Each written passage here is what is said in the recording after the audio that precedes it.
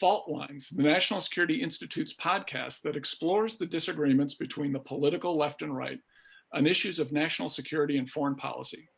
Today we have Jodi Herman, former staff director of the Senate Foreign Relations Committee, Jamil Jaffer, NSI founder and executive director, and also the former chief counsel and senior advisor to the Senate Foreign Relations Committee.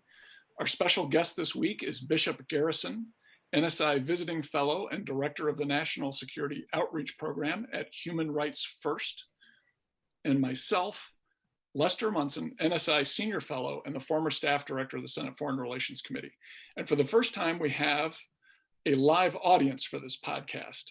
Thank you for joining us, and be sure to send in your questions for the end of the show question and answer period. First, it's the day before the 2020 election. It's November 2nd, and we're going to talk about the campaigns and records of the two candidates, President Donald Trump and former Vice President Joe Biden, the challenges they will face over the next 4 years, and then we will take questions from our live audience. Jodi, let's start with you. Yeah. What is Joe Biden saying about how he will conduct foreign policy over the next 4 years, should he in fact be president of the United States? Okay, so I think if Biden wins, aside from some really specific policy changes like rejoining the Paris Climate Agreement or building back an Iran nuclear agreement, changes to asylum and refugee policy, I think we'll have a real paradigm shift from America first foreign policy to a policy that relies on American global leadership. And I have kind of like three things that I would just point out in this space. One is a focus on alliances and being a reliable ally. So American alliances are key to our collective security, but also to American security. And while going it alone sounds strong, it actually puts us at greater risk, right? We're feeling temperatures rise globally, seeing precocious movements by Putin in Syria, Libya, Ukraine, Belarus, quoting Erdogan in Turkey. We're seeing similarly precocious efforts by Xi and the CCP, well, literally everywhere around the globe. And I think we need to do more playing chess, and we do that by strengthening our security and diplomatic alliances. So that's kind of the first point.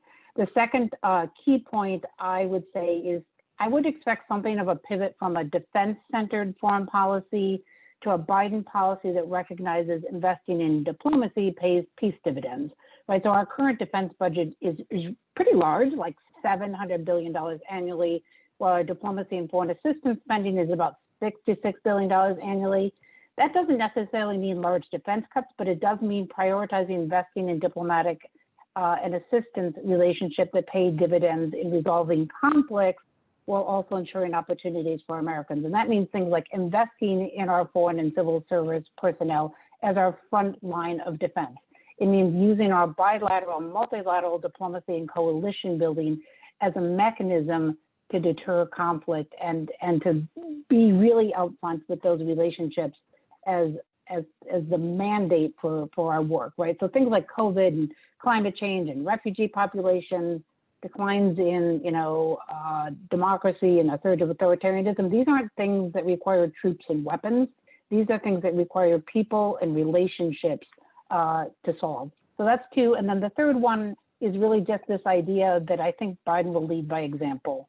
Ensuring that the example that we set at home reflects the values that we want to see abroad. I don't think I need to articulate that any more than that. But those are the three kind of I would call paradigm shifts, I think, in a Biden foreign policy.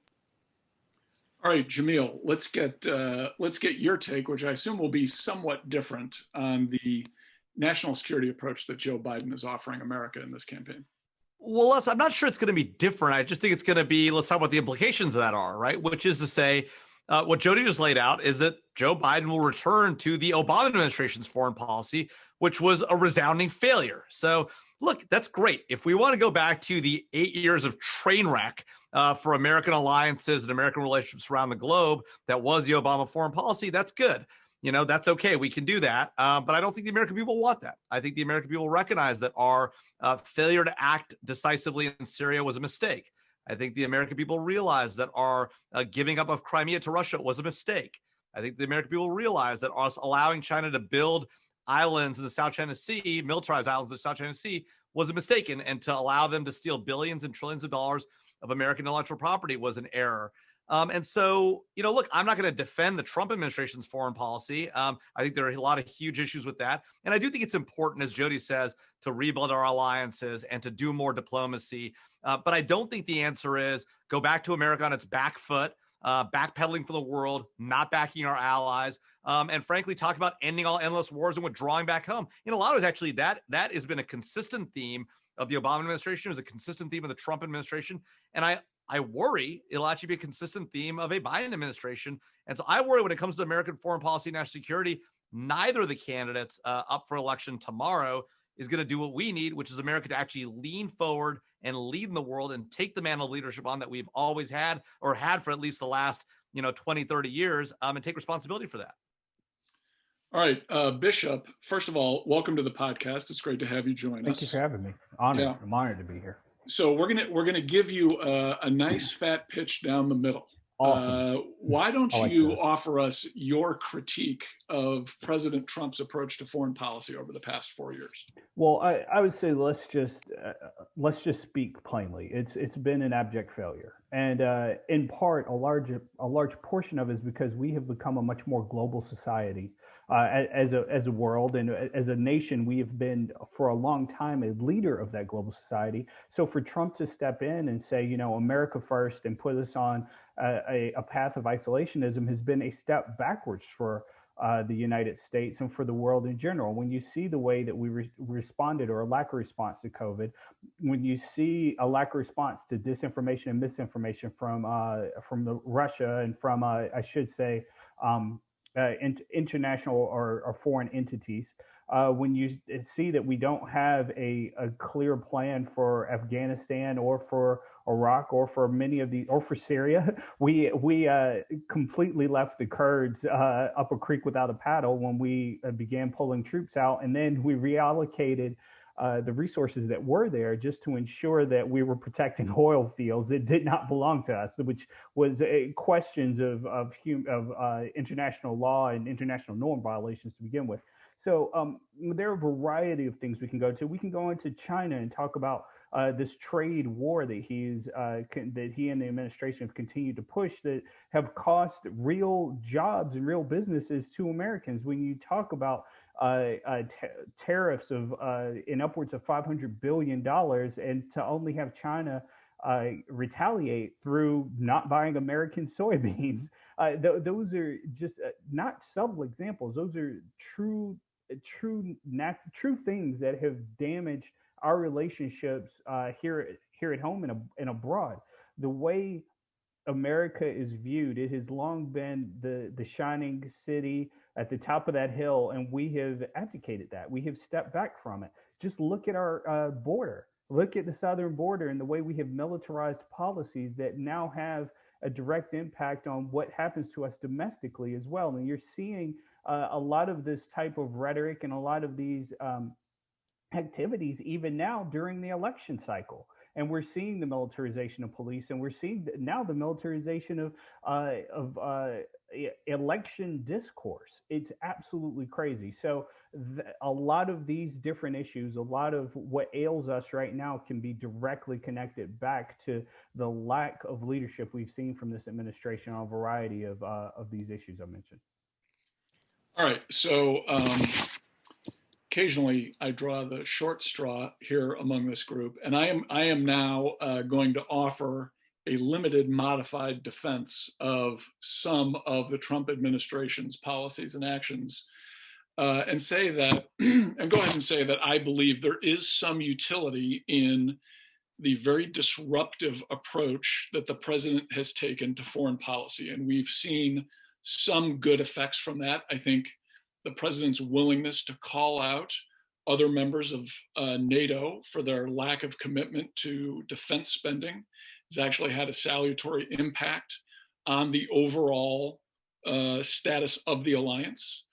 I think the president's willingness to pursue unconventional wisdom in the Middle East has led to the current situation where Israel is making peace agreements and other diplomatic agreements with its Sunni Arab neighbors. I don't think that would have happened without this disruptive approach from the current president. I also think the current president's been willing to pivot on the issue of the U.S. relationship with China, which we're going to discuss more in depth here shortly. But I think unlike virtually all of his predecessors in recent memory, going back really to Jimmy Carter, he's been willing to take a tougher approach to China. Now, frankly, it's been hit or miss in some cases on the overall Trump approach to China. Some things have worked, other things have not worked, but he's been willing to go in a different direction. I think there's been some utility in that. We've learned a lot about the US role in the world, and whoever's the next president, whether it's Trump again for another 4 years or President Biden, can kind of see where maybe some of our old approaches, and there is a conventional wisdom that attaches to a lot of US foreign policy decisions, was just plain wrong. And we can learn some things from these interesting positions the president has taken and maybe push our country in a better direction. Now, frankly, that means President Trump is going to have to be willing to abandon the role of disruptor for the next 4 years and double down on his good policies and maybe abandon some of the bad ones. And it's going to depend on whether President Biden could actually acknowledge that in some cases, President Trump might have been right about a couple of things and be willing to keep following those policies. And and Bishop, I take your point on isolationism very seriously. I think it's a good one. I worry similarly that Democrats have a strain of isolationism in their approach. I don't think it's quite as bad as what the Republicans have right now, but I do think it's of concern. And I would, if Joe Biden does win, I'd want to make sure we're looking very closely at where the far left is, where the so-called progressives want to take us on certain policy issues, because frankly, I think they're as of concern as some of the things we see on the far right. Okay, Jamil, go ahead. Well, and let's, I mean, I think it's worth saying that a weak internationalist foreign policy, okay, is also as bad as being in isolation, or can be as bad as being in isolation. So, you know, say you're going to do something and then not doing it, right, and being viewed as inveterate, I think is a huge problem, right? And we've done that before. We've done that in recent memory, and I think that's a huge problem. I think Jodi had a response.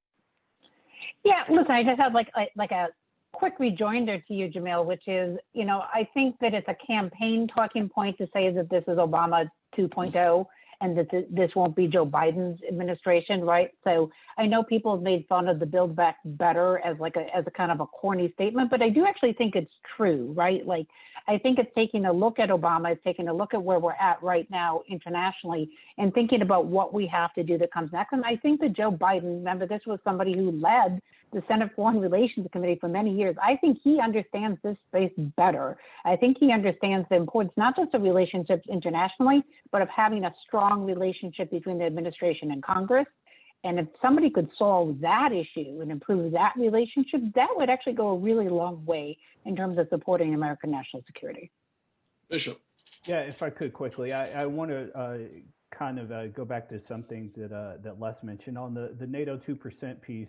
Trump has been somewhat aggressive, at least in his rhetoric about it. But let's not be mistaken that both Presidents Bush and Obama pushed hard for to ensure our NATO allies reach the 2% mark in support of military efforts there. We still remain the only Article 5 country under NATO, and we've had many opportunities to speak more to our allies and go to bat for them, but we've been pushing this whole idea that it's somehow, if they're not meeting their 2% mark, that we potentially may not support them. That's insane. It also remains to be seen on some of his diplomatic efforts as well. He pushed hard and tried on multiple occasions, and I think somewhat to Jamil's point on North Korea, and said that, you know, I'm going to bring them to the table. We're going to see a denuclearized North Korea, denuclearized peninsula. None of that, that's all evaporated. No, and we don't even talk about it anymore because nothing ever happened under it. I worry that parts of his policy efforts in the Middle East are going to be the same way. So I just wanted to add that. Well, look, I think Bishop's right to point out some of the concerns. North Korea is a great example, right? I mean, there the president went in, thought that his personal relationship that he could build with Kim Jong-un would get past the very real issues. And the fact is, it couldn't, and it didn't. I actually credit the Trump administration for not having gone down the road of trying to do a poor deal with North Korea, the same way that the Obama administration, needing to get a foreign policy win, did on Iran. I'm not going to refight the Iran. I know. You got to bring it back to Iran every single time, right? It was a huge failure. Jamil, we will always have Iran. We will We'll always have. Yes, we'll because always we are have- clearly in a much, much better place now, Jamil, right? So I- Iran has actually started to re-enrich, and we don't have an agreement to hold them to account. Accountable. That is Absolutely. clearly a much Yeah. better place to be. Absolutely. Listen, Well, it does have fewer resources to engage in its malign activities than it did a couple of years ago. Exactly. You notice there's a lot less fomenting going on around the region as they start to feel pressure internally, right? And look, giving up the gold standard, right? Allowing Iran to enrich domestically is exactly why we're here. They're re-enriching because the Obama administration let them have an enrichment capability that they should never have had and should not have kept under that deal. And by giving them millions and millions of dollars, right, to help work on further enrichment, advanced enrichment, ballistic missiles, and the like, and frankly, walking back our effort on ballistic missile efforts that have been a long-standing position of the U.S. You government. know that I was not the biggest fan of the JCPOA as it was written, but once it was done, and we had a deal that at least in part held the Iranians accountable, which is a lot more than what we have right now.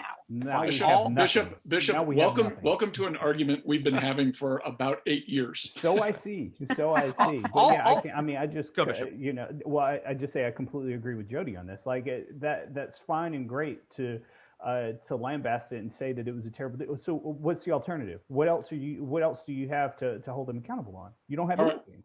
All right, Jamil, I'm taking moderator's privilege. We are going to move on to the second phase of this live podcast, and we're going to go a little deeper on what is surely going to be the United States' biggest long-term challenge over the next 4 years, the rise of China. As I mentioned earlier, we've had a pivot from decades of constructive dialogue and cooperation with China to a new paradigm of challenge and confrontation. Bishop, what's your assessment of China as a possible peer competitor to the United States? And how much will our next president be confronted with this issue in the near future? Well, we're already looking at China as the world's largest economy per GDP at somewhere, I think it's around 25 or 26 trillion now. At this point. So China is a beast or a bear that's just not going to go away. So you have to determine how you're going to make them a rational actor in this. When we talk about the competition levels, you're speaking on technology. They're becoming a leader in green tech while we're taking a step back, looking for fossil fuels and to deregulate a lot of the environmental protections we had in place that would help us move forward into clean, renewable energy. When you talk about their military, they're continuing to build, but they're also looking at alternatives in terms of how they engage us through cyber activity, through misinformation. What are we doing right now to prepare for that next fight? Because you can't have a bunch of carriers and fighter jets to go after hackers. So what are we doing right now to combat that? And what are we doing in terms of building out any type of infrastructure within the NSC or otherwise to help us fight against misinformation and disinformation? The president goes on Twitter and says it's all fake news and none of it exists. How are we holding these countries accountable? I've already talked about the economic piece, and then diplomacy again, to not to beat a dead horse, but we've become an isolationist country right now. We're stepping back from a lot of our partnerships and allyships. The only way that we're going to be successful in engaging China and making them the rational actor we need them to be is through those partnerships. It's going to be critical to try to come together as a world and hold them accountable economically, because you're continuing to look at the human rights violations they have with the Uyghur Muslim population. They have basically, as far as we can tell, concentration camps. What are we doing right now to help fight against these human rights violations and these other issues while attempting to maintain some level of stability in the area? I'm still worried about the South China Sea and what they may do to continue to try to put their flag and footprint in that area. So there are a variety of issues that we need to tackle, quite frankly, all at once. And the path forward to doing that is really through our partnerships and ensuring it makes this entire conversation about what America's role is in the global community all the more important. At one point, we were the leaders, so we could kind of help direct and shape the conversation. As we move back into global politics in a new norm, for instance, is that still going to be the case? How are we going to have the proper self-reflection and evaluation moving forward on this, particularly if it remains a Trump administration? All right, before I go to Jamil, let me remind our live audience here on the podcast, if you have a question, please put it in the little Q&A function at the bottom of your screen. We'd love to hear from you. Jamil, how do you think China is going to be challenging the next president in the next 4 years? Look, I actually agree with every last word that Bishop just said. I think Bishop is 100% right. I think the one place we may disagree is whether America can successfully achieve energy independence through purely looking at clean energy. I think that we've made a big step forward domestically going forward on obtaining carbon and oil resources from our own soil. I mean, that's been a huge of huge importance to us in the international arena. Now, all that being said, I think we have got to be prepared to challenge China and be aggressive and fight forward, whether we ought to do it through tariff and trade measures the way the current president has, or some alternative method that Joe Biden might adopt. I'm interested to see. I actually think we're going to see more consistency rather than less on the China front from the new incoming administration, whether it's Donald Trump or Joe Biden. In part because this is the one area where, frankly, Donald Trump and Nancy Pelosi might agree, right? For different reasons, right? I think that obviously a Biden administration and a Pelosi-led House is focused on some of the labor issues at stake, some of the human rights issues at stake. Although I will say the Trump administration has been dramatically more forward-leaning on the Uyghurs issue than the prior administration was, and that's a good thing, and they ought to be. And I think Bishop is exactly right to call these things modern-day concentration camps, modern-day gulags. That is exactly what they are. I think that, Bishop, you and I talked about this on the podcast that we talked about systemic racism, and this idea that the Chinese government from the podium of the foreign ministry is so concerned about the plight of Black Americans in the United States. I mean, it's laughable, right? We know that that's simply a talking point for them and an overt influence opportunity for them to go ahead and try to undermine our own discussion here in the United States and gaslight our discussion in the United States. But what worries me is exactly what you're saying, is that we're not prepared to be as forward-leaning as we need to be and recognize them for the very real threat that we are. That they are. Part of the challenge is, we as Americans, we tend to think in 1 week, 1 month, 1 year, 5-year increments, maybe at the most, right? It makes us tremendously innovative and tremendously successful, but it also makes us subject to countries that, like Russia and China much more so, that have 30, 40, 100-year time horizons that look at us simply as a flash in the pan, and they are building for a long-term China victory, and we're missing the boat. And so I really think we need to get in the game fast. We need to look at things like core technologies. Our dependence on them for rare earth metals, our dependence on them for semiconductors and the like is hugely problematic, right? And while I'm not saying we need to decouple, we certainly need to recognize the challenge we've seen in PPE and pharmaceuticals for what they are in these other broader areas, and really need to move forward aggressively. And frankly, yes, I'll say it. As a Republican, I think we need more of an industrial policy when it comes to critical technologies. Well, two quick things. We allowed for space for the foreign minister to get up and say, "I can't breathe." We allowed for that space. That's a part of the problem here. I agree. Second, on the clean energy piece, I don't necessarily disagree. I'm sure we disagree on the path on how to get to an independent clean energy solution for the United States. But I wasn't attempting to say that tomorrow we're going to flip on a switch in a Biden administration. You're going to have clean energy for all. Like this is a process. I think some of the developments we're seeing, like in California, for instance, talking through by 2035 having all electrical vehicles. I think that's really robust, and I think it's really aggressive, but I think it's a good idea. It's those types of things that are going to get us there. But also, they like to just turn off the electrical grid for a few hours at a time, for what I understand. Listen, and then lastly, can I just say, Jamil's 100% right. China thinks in centuries while we're thinking in like 5-10 year increments. Sorry, I'll shut up now. Let's be clear. We're still going to be fracking in Pennsylvania, right? We've been promised. We've been promised that he is not clean every place else except for fracking in Pennsylvania. Right. I mean, unless you see a Bernie Sanders-led Department of Interior, or Elizabeth Warren, the Department of Commerce. I mean, I was actually heartened to see the quote-unquote ban on senators in the next cabinet, because, frankly, if there's not a ban on senators, I think you could very well see an Elizabeth Warren or Bernie Sanders in place, and I think you would see, attempted bans on Warren and Sanders are both come from states that have Republican governors. And, which means they're somebody should tell them that. Somebody should tell them that. It's a very convenient fact for would-be President Biden.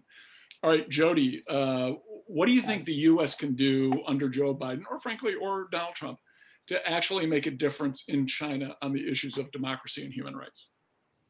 Right. So I just want to echo something quickly that Jamil said, which I'm always hesitant to do, but I will, which is that there really is actually a bipartisan consensus, at least on the diagnosis of the CCP as a strategic threat, right? We may vary in our tactics, right? And to be clear, China, I think everybody sees China as a grave threat to the principles of democracy and human rights, both at home in China as well as abroad. What I think is interesting lately is that I'm not sure that they haven't overstepped, right? They've been lacking in subtlety, if you will. Like, so China's literally waging a genocide against the Uyghur population in Western China. It's divested Tibetans of their homeland, imprisoned Christians and other intellectual kind of quote unquote nonconformists, and resorted to a cultural revolution style crackdown in Hong Kong. And that ability to take action means that they have strength, but it actually demonstrates their lack of internal stability, right? So, Congress has actually been working with the administration here. I think that happened during the Trump administration. I think it will continue to happen in a Biden administration, right? So there's, sanctions and import restrictions and weapon sales to Taiwan. I think the difference is this, is that Congress has pushed the administration, although to be fair, Congress typically pushes administrations on these types of issues. I think the difference with a Biden administration is it'll be able to use its relationship and alliances to really hold China accountable in every forum, right? So in its other bilateral meetings, in its UN meetings, in multilateral fora, and that we'll be able to build a coalition to address the types of issues like the genocide against the Uyghurs, right? So it's not that we haven't encouraged other states at all, but it hasn't been a primary effort by this administration to take on that set of issues with China, partially because they had another set of issues related to trade. But I think that will be a difference between this administration and the next administration. And I think the time is right. China's massively overstepped in this area. And it's clear to even those countries that saw some appeal in China's authoritarian but economic, market model. And I think that that idea is actually less appealing now than it was 2 years ago. So one of the other areas, and I'd be interested in if anyone has a reaction to this, one of the other areas where China has been very aggressive in opposing what are our values and interests abroad has been with its Belt and Road Initiative. It's a personal project of President Xi Jinping, of his very nationalist administration. China is spending upwards of $20 billion a year in developing countries in the Indo-Pacific and in Europe, spending money on infrastructure. It's usually not very good infrastructure, but it's high profile. These are turnkey projects, religious buildings, highways, sports arenas, hotels, big construction projects. It's a way for China to spend some of its excess cash, frankly, but it's also an attempt to influence developing countries. And they've got programs in 50, 60, 70 countries. You see them all. I was in Mozambique about a year ago. You see it all over Mozambique, which is a big, huge country, but also a coming energy power. And China's just bought influence there through this Belt and Road Initiative. And frankly, I thought there was a huge opportunity for Republicans and Democrats to work together to refashion some of the tools that we have at state, at USAID, perhaps at the new Development Finance Corporation, to really meet this challenge that China is offering with its cheap and often corrupt money, that we could promote rule of law, real economic growth up from the bottom so that all boats are lifted in a developing country instead of just the few government officials who are willing to take some cash from Beijing. And we've had some success on that. The Development Finance Corporation, the bill that created that was bipartisan. Trump supported it. Congressional Democrats supported it. It's great, but we could do so much more. We should be transforming many of our programs. We should be transforming the way we deal with multilateral institutions. It's just something that hasn't quite happened. I kind of throw that out to the group. It'd be nice to know, Jodi, Bishop, if you think this is something that the Biden administration might be pursuing should Joe Biden win tomorrow. I think we're with regard to China, I think we need to adopt an all of the above strategy. Like, I don't think there's anything we shouldn't be doing in these spaces, whether it's in the democracy, human rights space, or countering Chinese efforts to buy off, other countries with cheap investments, right? So yeah, absolutely. And I think there's interest and support for this uniformly across both parties in Congress and in the executive branch, right? Like, if there is a moment if there's a unity on any foreign policy issue right now, I think China's it, and I think you try it all. It's just like when you're on the Hill and you're trying to move legislation, you try every avenue, and I think the same thing is true here. You need to select E, which is all of the above. Yeah, I completely agree. And to add to that, I mean, part of it too is that we need to look at what the state of our own diplomacy is to begin with. The State Department's a mess. So we're going to have to take an opportunity. If there is a Biden administration, he and his administration would need to take an opportunity to properly right size it, to assess and adjust to see where it's smart to place the resources to give us the best outcomes in terms of a new strategy in dealing with China. And everything you said is true. I mean, particularly China is looking to place a permanent flag in a lot of these areas, Africa and particularly over critical minerals. And those are huge in terms of our own national security infrastructure and how we build out current and future technologies. So there are certain aspects of this entire discussion that we are not going to be able to avoid, that a Biden administration is going to have to take on head first directly and, quite frankly, to some degree, aggressively. And I think what Jodi states is really important. But again, it goes back to having all of the proper allyships, relationships globally for us. We're going to have to rebuild a lot of relationships in order to be able to put the proper pressure points on China on a lot of these different issues. Jamil, go ahead. Yeah, no, I agree 100% with both Bishop and Jodi. I mean, I think that Bishop makes a really important point about what's happening in Africa, and you made that point too, Les, about Mozambique. The Chinese have been long purchasing influence there. I was in Djibouti as far back as 2011, and they had built the new parliament building there for the Djiboutians, and now they've got a military base right next to ours in Djibouti, and so that's obviously a hugely strategically valuable area. And the larger problem, as Bishop correctly lays it out, is they're not just coming in here and investing in infrastructure to make the situation better for Africans or for any other parts of the world that they're influential, that they're becoming influential, and they're going in there to extract resources for themselves. And frankly, they're not even hiring local labor; they're bringing in Chinese labor to work these efforts. And so the idea somehow that this is a boon to the country, it may help the elites in some of these countries, but it's really not. It's really an effort designed to help Chinese labor, designed to extract resources for China and to buy influence. And we're doing nothing about it, right? And I agree completely with Bishop that we've got to rebuild our relationships to do it. But frankly, we've been absent for a long time. And for a long time, our allies have looked around and wondered, will the U.S. be here for us if we're in trouble? And the answer has been, for not 4 years, but for 12 years, has been no. You're our allies. We won't be there for you. And that is part of the fundamental problem. And that is something we need to return to. And I hope that Joe Biden has a different policy than Barack Obama or Donald Trump, and that we are there for our allies when they call upon us. Bishop, let me push you on a question related to China. Something I should have mentioned, one of the positives I think of the Trump administration has been increased defense spending.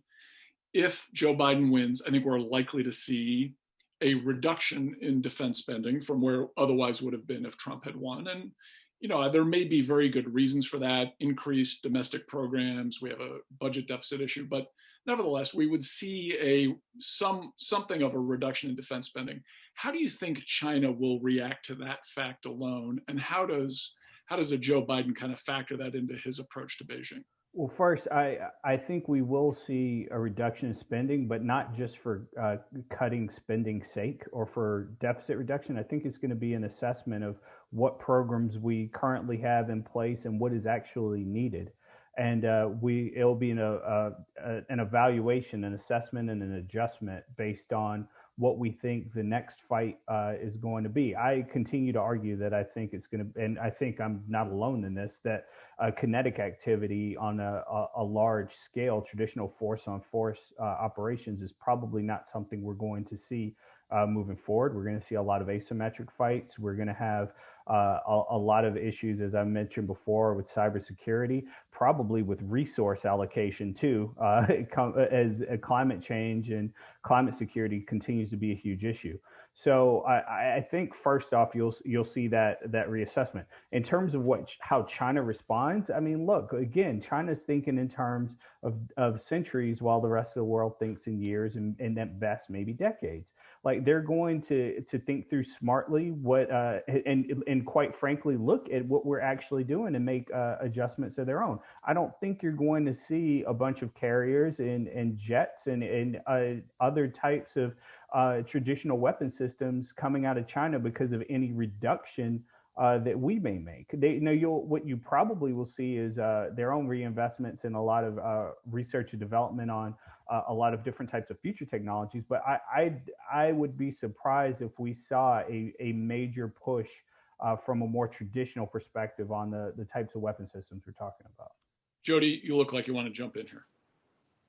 Yeah, listen, I just want to remind people that, like Carson, we're at like a $3 trillion, right? Like debt, I think, was the new number, which is like a pretty shocking thing. So we're going to have to do something about spending. And Biden's actually been pretty articulate on this, right? Like, you know, while he's pointed to the fact that defense spending is high, he's also said he's not looking to make, you know, large cuts to defense just for the purpose of making large cuts to defense, but that we need to prioritize within our budget. And that includes things, you know, as Bishop said, a variety of things, investment in emerging technologies, in unmanned capacity, in cyber, in IT, right? Let's be thoughtful about how we're using our dollars and how we're investing them. I do think at the same time, as I mentioned at the beginning of this conversation, we'll see a reinvestment in diplomacy as a tool, as a much, much cheaper tool than investing in defense. But I feel like it's a campaign talking point to say that, you know, Biden's going to cut, you know, billions out of the defense budget. Might there be some downsizing or maybe right sizing of the defense budget? Yeah, I think so, but I don't think it's as extraordinary as, you know, the campaign ads would have you believe. And then I would just add to that I think there's probably some savings there in the defense budget if you were to pull money away from that southern border wall that came out of the defense budget. You might be able to pull some of that back and actually put it into real priorities. They actually spend money on the wall. I can't. All right. But not only did they spend it, they took it out of the defense budget. They took it out of the defense budget. Yep. I mean, you can't make this stuff up. I mean, it's unbelievable. All right, we're going to take our first question from the audience. In the history of the Mighty Fault Lines podcast, America's most beloved bipartisan foreign policy podcast, by the way, we'll now take our first question from the audience. Stephen, by the way. Yeah, well, it's undeniably true. From Stephen Jackson. Turkey and Greece are currently engaged in worrisome activities in the Mediterranean that could result in a worst-case scenario military conflict. How will a Biden or Trump administration handle this situation, and how should they handle it? Who wants to take that on? Jamil. Well, I mean, a Trump administration is probably going to do what they've done so far, which is, you know, not a whole lot, right? I mean, you know, we've been trying to find some middle path in theory. The problem is, right, our relationship with Turkey is odd, right? At best, the president seems to have some sort of a odd affection for Erdogan, who is not a friend of the United States. Turkey, of course, is a NATO ally, but they've been buying Russian S-400s. That's not good. You know, Greece it's got economic problems like there's no tomorrow. They're starting to come out of them, but still has challenges. You know, and we've historically tried to find a middle path here, but, you know, like Armenia or Azerbaijan, by the way, where we have in theory brokered a ceasefire, but, you know, we'll see how long that hot minute that lasts. You know, we're not using our influence in a way that we ought to, right? And you know, like I think on this one, Jodi and Bishop are probably going to say we ought to use more diplomacy, and I agree. We need more diplomacy, right? But diplomacy only works across the globe when it's backed by a credible threat of the use of force, and that credible threat of the use of force in this administration is not real. and nor was it ever real in the Obama administration. So for 12 years, America has been viewed as inveterate when it comes to international relations because we don't back ourselves with the real credible threat of use force, because we keep talking about ending endless wars and getting out from abroad and focusing at home. And look, it's important to focus at home, but we will pay the price if we do not fight our enemies abroad and allow them to come here instead. And again, I realize I've now pivoted from Greece and Turkey to a broader point. I know. I have an entirely different perspective on this, which is that this might, not that the U.S. doesn't need to be engaged on this issue, but you can't actually solve issues that people don't want to have solved. In other words, for me, Turkey's never actually wanted to solve its problems with Greece and Cyprus. Like, it's never had a real interest in taking care of that issue. In fact, they use that issue domestically. That would be my first point. And the second point is we have a larger problem with Erdogan, right? Like, not only is he buying S-400s from Russia, he's sending weapons into Azerbaijan, right? He's acting up in a variety of spaces that are of increasing concern to us. So that is something we're going to have to wrap our heads around, regardless of who's president. But just on the Greece-Turkey thing, like, I really do think that Turkey has never had a strong interest in resolving that conflict, and you can't make people solve things that they don't want to solve. All right, so let's migrate a little bit from Greece-Turkey to Russia-Turkey. You've got Russian forces and Turkish forces opposing each other in Armenia, Azerbaijan, in Syria, in Libya, kind of across the region. Those two rising powers are coming into increasing conflict. And it seems to be the policy of this administration, while there's been some attempts at diplomacy, to kind of let those two powers go after each other a little bit more than maybe the U.S. normally would have done. Bishop, do you think a Joe Biden administration would take a different approach? Because, with both Russia and Turkey, granted, Turkey's an ally, we're both in NATO. Russia is more of a global power. We've got a complicated relationship with them, mostly negative. On the other hand, we cooperate in civilian space efforts. How do you approach that dynamic differently, kind of across the region, or do you approach it differently? We could have a whole separate discussion on our civilian space efforts and how convoluted those are. But the major thing you would see, I would imagine, coming out of a Biden administration is I don't want to use the term pivot because I think it's probably overused, but you'll see a Russia pivot. You'll see an adjustment in the way that we handle Russia, because right now we're inviting them literally into the White House. We're not doing anything. So I think that's the first major step. I think you're also going to see, to some degree, a return to, at the very least, to the idea of smart power. And I think that's something that Jamil, to some degree, was hinting around the edges on. But right now, we have no diplomacy whatsoever in our nation's foreign policy. So if you're going to have you need the tip of the spear. You need to have the discussions from a diplomatic stance before you even begin talking about what threats of kinetic activity or intervention you could potentially have. I don't think it's going to be in the interest of a Biden administration or their desire to go and become to intervene from a military perspective in everything we do. I think you'll see us watch very closely, but you may see us become a trusted broker to some degree, and we'll try to do what we can to de-escalate tensions, but we will begin from a diplomatic perspective, and that's something that this nation has lacked now for the past 4 years, for sure.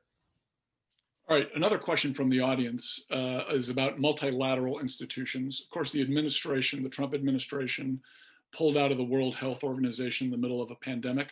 A lot of people thought that wasn't a great idea. It's very likely Joe Biden will, if he wins, one of the first things he'll do is get back into the WHO. But there is kind of this lingering issue that perhaps the WHO didn't conduct itself in a manner in reaction to the virus coming out of Wuhan that was really in our interest. Like there could have been a better multilateral response. So Jodi, Bishop, Jamil, anyone can weigh in here. How do we think the Biden administration, aside from rejoining things and asserting that those things are good, how does a Biden administration perhaps reform multilateral institutions? or promote reform in a way that will lead to our interests and values being better represented there? Well, two quick things, and then I'll let everyone else. You have to be within, I think, a membership to a lot of these parties if you're going to work from within and actually seek comprehensive reform. So just by stepping away and saying you're not going to participate anymore, it kind of creates a problem there.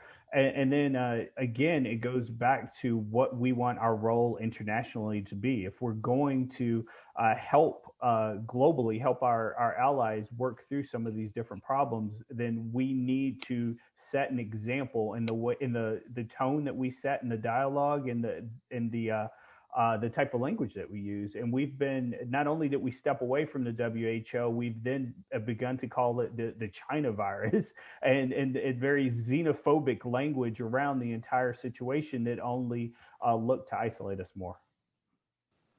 So I love this question, Les, because I remember the days, many administrations where we used to play the multilateral game, right? So I think one of the things that multiple administrations have done is really step back from leadership in multilateral institutions, and that's really problematic. I understand why. Like, they're not always very satisfying places to be, right? Your progress, at the UN or in an IFI is like, it's marginal, like it's incremental. These are steps that you take over a long period of time. Like, it's painful and tedious to make progress in some of these institutions. And so we ceased playing the game some years ago. The problem is that other people didn't, right? Notably, the Russians and the Chinese and other authoritarian states actually saw us receding, and they stepped in such that you now have authoritarian states leading initiatives at the UN and trying to reset the rules, say at the Human Rights Council for, what constitutes interventionist activity, right? So we're redefining how these organizations work and what rules they work by, and that's really problematic. So I am enthused by the idea that we understand this now and that there is an opportunity for us to step back in. I want to be clear, though, it's going to take a little bit of time, right? Like, the steps that these states took, like China took, they took them over a period of time to pre-position their diplomats into these committees and councils, right, so that they can move their way up slowly over a period of time. And now we're gonna have to do that again ourselves, right? But it's really critical. I think this idea that you just, we'll just pull out and institutions don't matter is just silly. There is not another place where everybody comes together to talk. And you might find it painful, and you might find it tedious, which it is, but like, the alternatives are even worse. Look, I'm not going to disagree with all of that. I'll just say this, which is, at some point, if you're going to reform an organization, sometimes you have to walk away to reform it. Sometimes you have to rebuild it from the beginning, right? And maybe that wasn't the right thing to do on the WHO, and maybe that's not the right institution. But at some point, holding back and withdrawing money and the like, that stuff matters. And at some point, you've got to, again, like the credible threat of the use of force, if the threat to walk away isn't there, or you don't actually do it, it's not actually effective. And so you've got to be willing to cut funds. You've got to be willing to limit funds. You got to be willing to walk away if need be. And maybe this wasn't the place to do it. But until we're viewed as credible on that front, we're not going to have real influence in modifying behavior. And frankly, the UN has been a huge problem for a while. It's not just the WHO. There are a lot of UN institutions. Jodi, you know all about the Human Rights Council, which is a joke and an embarrassment, and been led by some of the world's worst human rights violators. There are a lot of problems with the UN. And so taking a stiff wire brush to it is not a bad thing. The question is just when and how much. And maybe the walking away from the WHO in the middle of a global pandemic wasn't the smartest move. This isn't, but these aren't your teenagers, right? Like, it's not like you're stepping away. This would be like if you have teenagers and you're annoyed with them, asking somebody else to parent them, right? Like, that's not really a choice to, like, literally just step away and do nothing, because what actually happens is that China or Russia or others step in. It's not as if people learn the lessons the way that you want them to. If we are not at the table, someone else will step in and fill that vacuum. It's a power vacuum. I don't doubt that. I don't doubt that. I'm just saying, at some point you got to be willing to walk away if it's not working for you, right? And the question is, when do you do that, and how often do you do it, and how credible are you in threatening to do that? But surely you don't believe that we should always stay in the room at all times in all conversations, even when it's clearly not going to work for us. Listen, you know what, if you're going to be the leader, you don't get to just walk up and stand up and storm out of the room. It doesn't work that way. Like, you've got to stand there, you've got to make it through the difficult conversations, and you've got to find the alliances and lead, right? And it's just hard. You don't get to choose when you're going to be the leader and when you're not going to be the leader. Like, either you're the leader or you're not. All right, let's do one last question. This is an audience question. Everyone gets a quick response, Jamil, quick. And then we'll wrap this thing up. So the Trump administration has increasingly relied on sanctions, unilateral sanctions, to carry out its policies. We're seeing it in Central America, in Venezuela, Russia, China. The response to the issue with the Uyghur Muslims we talked about earlier was direct sanctions from the administration. They're over relying on sanctions as a tool. How would a Joe Biden handle sanctions policy? Let's go fast. Who wants to go first? I would say the same, frankly, because it's the same policy the Obama administration had, and it comes from an unwillingness to use the military arm of power. Obama had it, Trump has it, and I worry that Joe Biden will have it. I hope he won't. I hope he'll be willing to use the military instrument of power when appropriate, which is not all the time. I get it, right? But sanctions right now is the only tool in the toolkit. It has been for 12 years. That's a mistake. I'll only add that I think a Joe Biden administration will probably levy them more accurately and evenly. For instance, with Saudi Arabia and what we saw there, and the situation with a Washington Post journalist with Jamal Khashoggi. Excuse me. That's my only main concern. I think that if they're going to utilize them, they're going to leverage them. They're going to do it evenly and appropriately, and in a way that is in the best interest of the country and not one particular person or group of people. Jodi. I think we've gotten better at sanctions over the years, as opposed to kind of like broad-based country sanctions. We now have sanctions for finance on corruption, the global Magnitsky sanctions that I'm fond of talking about, that I think are more targeted and frankly more effective. I think those continue, but the difference with the Biden administration is maybe we're able to bring other people along with us and use those sanctions. And to Bishop's point, I think they'll be more consistent, right? It's hard to be sanctioning people if you're not consistent in your application. I'd like, for what it's worth, I'd like to see us be more proactive with other kinds of programs, foreign assistance programs, instead of punishing evildoers. Instead, we should be enhancing and bolstering the positive voices in societies. We should be spending a little more money helping them do the right thing in their home country, rather than trying to limit things economically. It has a limited utility. It often doesn't work, or it has unintended consequences that we don't really like either. Okay, that's a wrap. As always, Fault Lines is produced by the National Security Institute. Find out more about the Institute and upcoming events at nationalsecurity.gmu.edu or tweet us at MasonNatSec. If you like what we are doing here, please be sure to rate, review, and subscribe so that more people can find our show. We'd like to thank our live audience for their excellent questions, Claude Jennings for editing, and Grant Haver, our terrific producer, editor, and director, for his great work. Join us next week for another provocative conversation and further analysis of national security's fault lines. Great job, everyone. Thanks, everybody.